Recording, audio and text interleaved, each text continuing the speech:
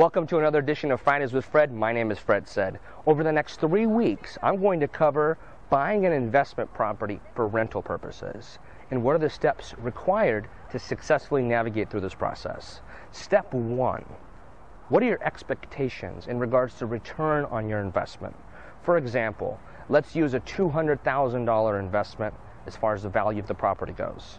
And on this $200,000, let's say you're getting a loan, and the minimum required, for the most part, for down payment on an investment property is 25%. So at $200,000, 25% down payment is $50,000 required for a down payment. So the money you're actually investing is $50,000. And you come to me and say, Fred, you know what? I want 10% return on my money, which is actually a very valid and reasonable request for buying investment properties in the Southern California region. So I say, okay, you want 10% back on your money on $50,000, which is $5,000 on an annual basis.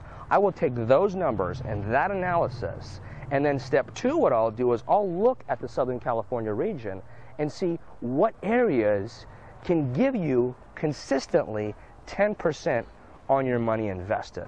Now, these 2 first items I mentioned in regards to your expectation on return on an investment and the areas that can give you that return are so critical, because you have to use these as your foundation for investing in cash flow real estate. Otherwise, you're setting yourself up for major disaster.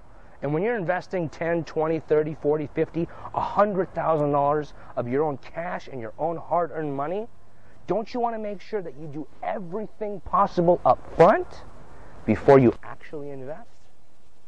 So like I said, this is something I'm very passionate about, I'm very knowledgeable about, and I want you guys to make sure and tune in for the next 3 weeks, including today, on this important topic of buying rental properties and buying investment properties for rental purposes. Tune in next week for another edition of Fridays with Fred. Why? Because that's what Fred said.